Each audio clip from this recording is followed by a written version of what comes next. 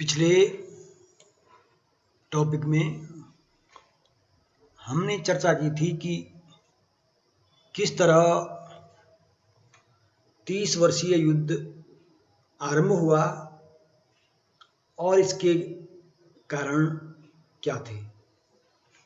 मैंने बताया था कि किस तरह बोहेमिया के प्रोटेस्टेंट अनुयायियों ने ऑस्ट्रिया के विरुद्ध विद्रोह कर दिया था। जब बोहेमिया के लोगों ने प्राग के किले पर अधिकार किया और किले के अधिकारियों को किले से बाहर फेंक दिया, तो ऑस्ट्रिया के सम्राट ने इसे खुला विद्रोह माना और इसका परिणाम यह हुआ कि सम्राट फर्डिनेंड द्वितीय ने इस विद्रोह का दमन करना प्रारंभ किया और इस तरह 30 वर्षीय युद्ध आरंभ हुआ।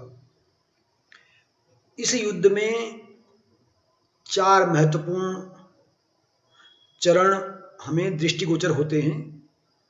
पहला चरण, जिसे हम बोहेमिया काल कहते हैं, जब बोहेमिया के लोगों ने विद्रोह किया और अंततः 1624 ईस्वी को बोहेमिया के प्रोटेस्टेंट विद्रोहियों को पूर्णतया दबा दिया गया, उनका दमन कर दिया गया। दूसरा चरण, जब डेनमार्क के क्रिश्चियन चतुर्थ ने प्रोटेस्टेंटों को सहायता दी और डेनमार्क ने इस युद्ध में भाग लिया। इस तरह 1625 ईस्वी से 1629 ईस्वी तक जो दूसरा चरण 30 वर्षीय युद्ध का हुआ, इसे हम डेनिश काल कहते हैं। तीसरा चरण, जब डेनमार्क पराजित हो गया और फिर प्रोटेस्टेंट अनुयायियों ने स्वीडन के शासक गस्टवस से सहायता मांगी और स्वीडन ने इस युद्ध में प्रोटेस्टेंटों का नेतृत्व किया। इसे हम स्वीडन काल कहते हैं और स्वीडन के नेतृत्व में प्रोटेस्टेंटों और कैथोलिकों के विरुद्ध जो युद्ध लड़ा गया, यह युद्ध 1630 से 1635 तक लड़ा गया और अंततः स्वीडन भी इस युद्ध में पराजित हुआ। स्वीडन को यद्यपि फ्रांस ने भी सहायता की।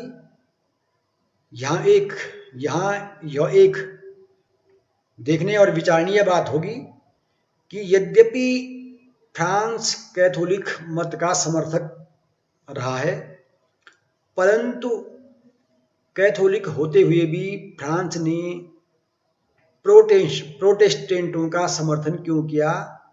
इसके पीछे धार्मिक कारण से ज़्यादा राजनीतिक कारण था, क्योंकि उस समय फ्रांस नहीं चाहता था कि यूरोप में स्पेन का प्रभाव निरंतर बढ़ता रहे और विशेषकर जर्मनी पर।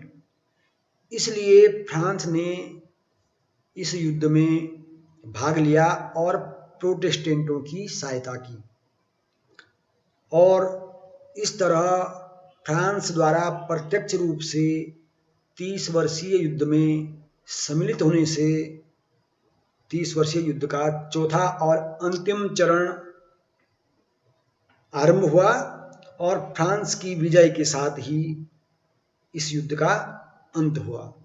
इस तरह फ्रांस के नेतृत्व में 1635 से 1648 तक 30 वर्षीय युद्ध लड़ा गया और अंततः फ्रांस को विजय मिली और इस तरह इस 30 वर्षीय युद्ध का अंत हुआ। चरणबद्ध इसका अध्ययन करने के लिए हम पहले बोहेमिया काल पर प्रकाश डालना चाहेंगे कि किस तरह बोहेमिया में जब विद्रोह आरंभ हुआ 1618 में, अर्थात प्रोटेस्टेंटों ने जब 1618 में बोहेमिया में विद्रोह किया, तो बोहेमिया के प्रोटेस्टेंट विद्रोहियों को पराजित करने हेतु या उनका दमन करने हेतु फर्डिनेंड द्वितीय ने स्पेन के शासक फिलिप तृतीय से सहायता मांगी, क्योंकि उस समय स्पेन का ही ऑस्ट्रिया, जर्मनी आदि पर अपना वर्चस्व या हम कहें आधिपत्य स्थापित था।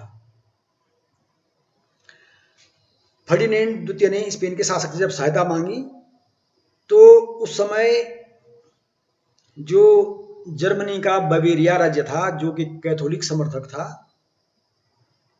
तो फर्डिनेंड द्वितीय ने बवेरिया के सैनिक कमांडर टिल्ली के नेतृत्व में एक विशाल सेना तैयार की और उस सेना को बोहेमिया के प्रोटेस्टेंट विद्रोहियों के दमन हेतु भेजा।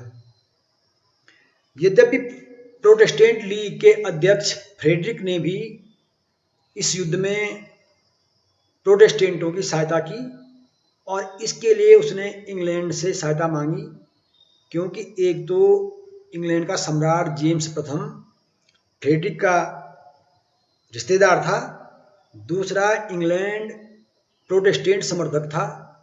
परंतु इंग्लैंड ने इस युद्ध में फ्रेडरिक की सहायता नहीं की, क्योंकि उस समय इंग्लैंड अपनी आंतरिक समस्याओं में उलझा हुआ था। इस कारण जेम्स प्रथम फ्रेडरिक की सहायता नहीं कर सका और सहायता न मिल पाने के कारण अंततः व्हाइट हिल के युद्ध में फ्रेडरिक और उनके प्रोटेस्टेंट समर्थक हार गए और इस तरह फ्रेडरिक हार कर हॉलैंड भाग गया और फर्डिनेंड द्वितीय ने प्रोटेस्टेंट अनुयायियों का क्रूरतापूर्वक दमन किया। बड़ी संख्या में प्रोटेस्टेंट मारे गए, कई को मृत्युदंड दे दिया गया और इसका परिणाम यह हुआ कि प्रोटेस्टेंटों की इस युद्ध में बुरी तरह हार हुई और कैथोलिक समर्थकों ने उनको बुरी तरह पराजित करके उनका दमन किया। यह एक प्रकार से कैथोलिकों की और हैब्सबर्ग के जो सम्राट थे उनकी अभूतपूर्व विजय थी। 30 वर्षीय युद्ध का द्वितीय काल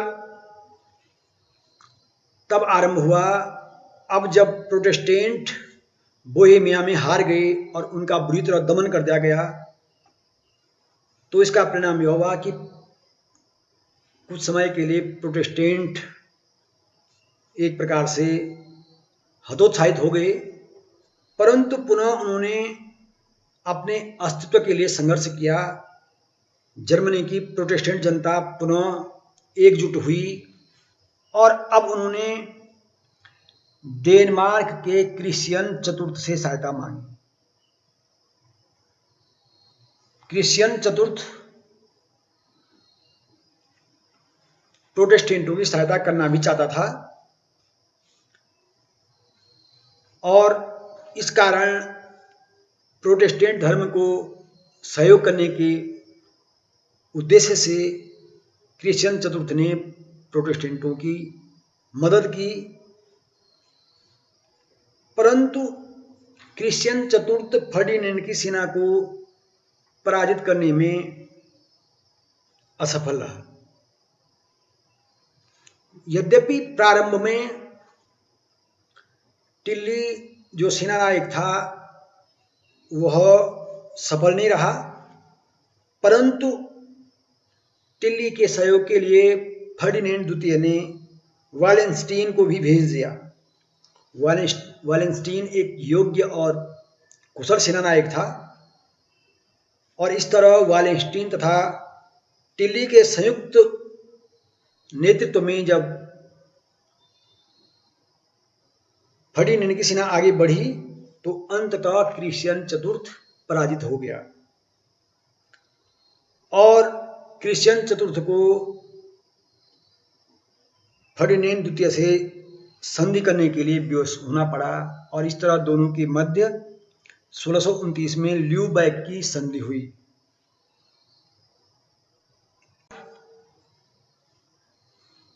कैथोलिक का प्रभाव स्थापित हुआ और प्रोटेस्टेंटों को इससे करारा झटका लगा।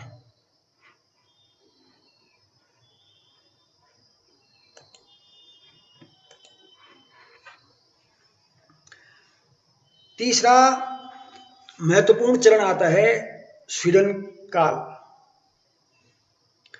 जब प्रोटेस्टेंट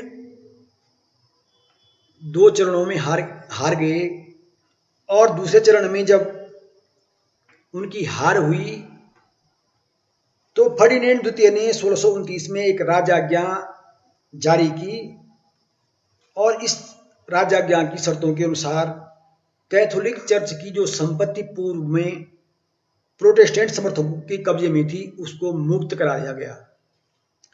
यह प्रोटेस्टेंटों के लिए करारा झटका था। इससे वालेंस्टीन भी नाराज हुआ और उसने इस कदम का विरोध किया। यद्यपि वालेंस्टीन को कुछ समय के लिए फर्डिनेंड द्वितीय ने हटा दिया, उसके पद से हटा दिया, परंतु जो प्रोटेस्टेंटों द्वारा कैथोलिकों की पूर्व में संपत्ति जब्त की गई थी उसको जब उनसे वापस छीन लिया गया, इससे प्रोटेस्टेंट बड़े नाराज हुए और अब उन्होंने स्वीडन के शासक गस्टवस एडोल्फ से सहायता की मांग की। संयोग से गस्टवस ने उन्हें सहायता देना स्वीकार किया। गस्टवस उस समय एक नवयुवक था और वह अपना प्रभाव बढ़ाना चाहता था। उसने अपने शासनकाल में डेनमार्क, पोलैंड आदि के विरुद्ध अनेक युद्ध लड़े थे तथा इनमें महत्वपूर्ण विजय भी प्राप्त की थी। गस्टवस ने जो प्रोटेस्टेंटों की सहायता की उसके पीछे अनेक कारण थे। पहला कारण था गस्टवस प्रोटेस्टेंट मत को सुरक्षित रखना चाहता था। दूसरा, वह अपने साम्राज्य का विस्तार करना चाहता था तथा तीसरा, वह बाल्टिक सागर में अपने प्रभाव में वृद्धि करना चाहता था। इसके साथ ही गस्टवस यह नहीं चाहता था कि यूरोप में हैब्सबर्ग की सर्वोच्चता बढ़ती रहे, इसलिए वह हैब्सबर्ग की सर्वोच्चता को भी सीमित करना चाहता था तथा इस तरह वह यूरोप में शक्ति संतुलन स्थापित करना चाहता था। प्रारंभ में कैथोलिकों के विरुद्ध गस्टवस को विजय प्राप्त हुई, किंतु पुनः फर्डिनेंड द्वितीय ने वालेंस्टीन को अपना सेनानायक नियुक्त किया और अंततः गस्टवस युद्ध में मारा गया और 1635 में अंततः दोनों पक्षों में प्राग की संधि हो गई। इस संधि में यद्यपि कोई महत्वपूर्ण उपलब्धि न तो प्रोटेस्टेंट को मिली, परंतु यह भी स्पष्ट हुआ कि इससे कैल्विनवाद अर्थात फ्रांस में जन्मे कैल्विन ने स्विट्जरलैंड में जिस प्रोटेस्टेंट मत का प्रचार प्रसार किया, उस प्रोटेस्टेंट मत के जो धारा थी कैल्विनवाद, उसको भी मान्यता नहीं मिल सकी, जिसके लिए प्रोटेस्टेंट निरंतर संघर्ष कर रहे थे। चौथा और अंतिम चरण तब शुरू हुआ जब इस युद्ध में प्रत्यक्ष रूप से फ्रांस ने प्रतिभाग किया। यद्यपि फ्रांस ने पहले भी गस्टवस की आर्थिक सहायता की थी और उसका समर्थन किया था, परंतु तब जो है वह गस्टवस को पूर्ण सहायता, या हम ये कह सकें गस्टवस इस युद्ध में विजयी नहीं हो पाया था। अब 1635 ईस्वी में फ्रांसीसी प्रधानमंत्री रिचलू ने पूर्णतया इस युद्ध में फ्रांस को सम्मिलित कर दिया। इसके पीछे जो कारण थे वह कारण थे, एक तो फ्रांसीसी प्रधानमंत्री रिसलू की महत्वाकांक्षा, दूसरा ऑस्ट्रिया व स्पेन में हैब्सबर्ग की सर्वोच्चता का विरोध करना और उसकी सर्वोच्चता को कम करना, तथा तीसरा कारण था यूरोप में सत्य संतुलन स्थापित करना। यहाँ पर एक महत्वपूर्ण तथ्य यह है कि फ्रांस और स्पेन दोनों ही कैथोलिक धर्म के अनुयायी थे, परंतु फिर भी फ्रांस ने प्रोटेस्टेंटों का जो साथ दिया, उनके पक्ष में जो युद्ध किया, उसके पीछे महत्वपूर्ण कारण ये था कि किसी भी तरह स्पेन के प्रभाव को कम करना, स्पेन में जो हैब्सबर्ग वंश की जो सत्ता थी उसके प्रभाव को कम करना और फ्रांस के बूर्बो वंश की सत्ता को बढ़ाना, उसके प्रभाव को स्थापित करना। इसका परिणाम यह हुआ कि चूंकि रिसलू एक कुशल राजनीतिज्ञ था, इसलिए रिसलू ने स्पेन के विरुद्ध युद्ध करने से पूर्व कई देशों को अपने पक्ष में कर लिया था। जैसे उसने स्वीडन, हॉलैंड, सेवाय आदि राज्यों से उसने अलग अलग संधि की और उन्हें अपने पक्ष में कर लिया। तत्पश्चात 1635 में उसने स्पेन के विरुद्ध युद्ध की घोषणा कर दी। यह युद्ध निरंतर चलता रहा। एक बार तो ऐसी स्थिति आई कि स्पेन के सैनिक पेरिस तक पहुंचने ही वाले थे, परंतु अंततः फ्रांस के सैनिकों ने अपना धैर्य व साहस नहीं छोड़ा और स्पेन की सेना का डटकर सामना किया। इसका परिणाम यह हुआ कि स्पेनी सैनिकों को धीरे धीरे पीछे हटने को विवश होना पड़ा। धीरे धीरे फ्रांस की सेना ने स्पेन की सेना को नीदरलैंड्स, राइन प्रदेश, उत्तरी इटली और दक्षिणी फ्रांस से खदेड़ दिया तथा 1637 में आर्तुआ और 1642 में रासलिन क्षेत्र भी स्पेन से छीन लिया। सन 1640 ईस्वी तक जो है स्पेन की स्थिति अत्यंत दयनीय हो गई थी, क्योंकि स्पेन की सेना निरंतर फ्रांस से हारती जा रही थी। इसका परिणाम यह हुआ कि स्पेन की कमजोर स्थिति के कारण पुर्तगाल ने भी स्पेन के विरुद्ध विद्रोह कर दिया। ऐसी स्थिति में जब पुर्तगाल ने भी स्पेन के विरुद्ध विद्रोह कर दिया तो स्पेन की स्थिति और भी कमजोर हो गई। इसी बीच 1642 में रिसलू की मृत्यु हो गई, परंतु संयोग से मेजारिन के नेतृत्व में मेजारिन के रूप में फ्रांस को दूसरा योग्य प्रधानमंत्री मिल गया।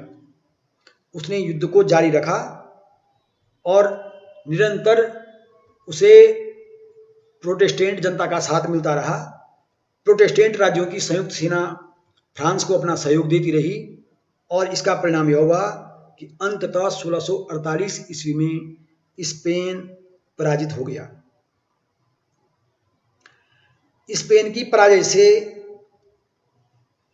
इस युद्ध का एक प्रकार से अंत हो गया और अंततः 1648 में दोनों पक्षों में वेस्टफेलिया की संधि संपन्न हुई और इस तरह वेस्टफेलिया की संधि के द्वारा 30 वर्षीय युद्ध का अंत हो गया। अब हम चर्चा करना चाहेंगे कि वेस्टफेलिया की संधि क्या थी। वेस्टफेलिया की जो संधि थी, इस संधि में अनेक शर्तें थी, क्योंकि यद्यपि 30 वर्षीय युद्ध का आरंभ धार्मिक मामलों को लेकर हुआ था, परंतु बाद में इसने राजनीतिक रूप ले लिया था। युद्ध का जो प्रारंभ हुआ था वह प्रोटेस्टेंटों और कैथोलिकों के बीच मतभेद या अपने अपने धर्म के अस्तित्व को लेकर आरंभ हुआ था युद्ध, परंतु जब फ्रांस ने इस युद्ध में प्रवेश किया तो तब वह पूर्णतया राजनीतिक रूप ले चुका था। मैंने जैसे बताया कि फ्रांस भी कैथोलिक देश था, कैथोलिक समर्थक देश था और स्पेन भी, लेकिन फिर भी फ्रांस ने प्रोटेस्टेंटों का समर्थन किया। इसके पीछे राजनीतिक कारण छिपे हुए थे। इसलिए वेस्टफेलिया की संधि की जो शर्तें थी वह धार्मिक और राजनीति दोनों से जुड़ी हुई थी। इस संधि की जो शर्तें थी, पहली शर्त थी स्पेन के सम्राट फर्डिनेंड का बोहेमिया, हंगरी और ऑस्ट्रिया पर यद्यपि पूर्ववत अधिकार बना रहा, परंतु जर्मनी पर स्पेन के अधिकारों में कटौती की गई। तीसरी शर्त थी पवित्र रोमन साम्राज्य के सदस्य राज्यों को अपने आंतरिक मामलों में पूर्ण स्वतंत्रता प्रदान कर दी गई। अब जो स्पेन का सम्राट था वह जर्मनी के राज्यों के आंतरिक मामलों में, जो कि पवित्र रोमन साम्राज्य के अंग थे, उनमें हस्तक्षेप नहीं कर सकता था। चौथी शर्त थी जर्मन राज्यों के शासकों को यूरोप के अन्य देशों से या अन्य देशों से राजनीतिक एवं सांस्कृतिक संबंध स्थापित करने का अधिकार दे दिया गया। पांचवा, जो पेलेटाइन राज्य था जिस पर सर्वप्रथम बोहेमिया के विद्रोह ने अधिकार किया था और पेलेटाइन के शासक को अपना सम्राट घोषित किया था, पेलेटाइन का विभाजन कर दिया गया। छठी शर्त थी जर्मनी के दक्षिणी पश्चिमी राज्यों में रोमन कैथोलिक धर्म तथा उत्तरी जर्मन राज्यों में प्रोटेस्टेंट धर्म को विकसित करने का अवसर प्रदान किया जाएगा। ये शर्त इसमें सम्मिलित की गई थी। सातवां बिंदु था 1 जनवरी 1624 से पूर्व कैथोलिकों व प्रोटेस्टेंटों के पास चर्च की जो संपत्ति थी वह उसी रूप में उनके अधिकार में रहेगी। यह प्रस्ताव पारित कर लिया गया था। आठवां बिंदु था धार्मिक न्यायालयों में अब कैथोलिकों व प्रोटेस्टेंट न्यायाधीशों की संख्या बराबर निश्चित की गई, जिससे उनमें कोई भेदभाव न हो। नौवीं शर्त थी आक्सबर्ग की जो संधि 1555 में हुई थी और उस संधि में कैल्विनवाद को मान्यता नहीं दी गई थी, और अब जो है प्रोटेस्टेंट धर्म का एक जो मत था कैल्विनवाद, अब इस संधि के द्वारा अर्थात वेस्टफेलिया की संधि के द्वारा कैल्विनवाद को भी मान्यता दी गई और कैल्विनवाद के समर्थकों को मान्यता दी गई तथा उन्हें अन्य धर्मावलंबियों की भांति स्वतंत्रता प्रदान की गई। 10वां बिंदु था मेज, टूल तथा वर्दून पर फ्रांस का अधिकार स्वीकार किया गया। 11वां बिंदु था जर्मनी के प्रमुख नगर स्ट्रासबर्ग को स्वतंत्र घोषित किया गया। 12वां बिंदु था बाल्टिक सागर पर स्वीडन का अधिकार घोषित किया गया और इसके अतिरिक्त स्वीडन को पोमरेनिया तथा ब्रेमेन आदि क्षेत्र भी दिए गए। इस तरह यह निर्णय जो है यूरोप में स्पेन तथा ऑस्ट्रिया की महत्वाकांक्षाओं को रोकने के लिए महत्वपूर्ण सिद्ध हुआ। अगला बिंदु था उत्तरी नीदरलैंड तथा स्विट्जरलैंड की स्वतंत्रता तथा संप्रभुता को स्वीकार किया गया और इससे इन पर स्पेन की प्रभुता का अंत हो गया।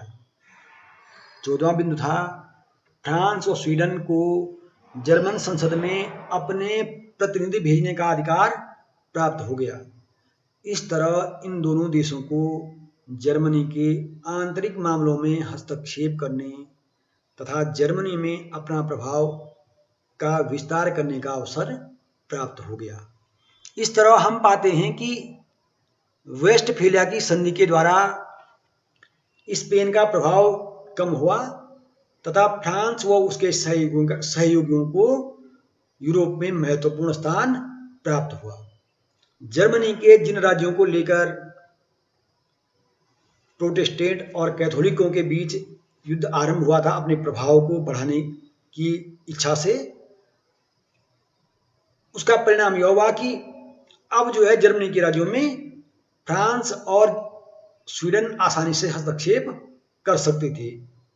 इस तरह वेस्टफेलिया की संधि से स्पेन के प्रभाव का एक प्रकार से पतन आरंभ हुआ और फ्रांस के प्रभाव में वृद्धि हुई।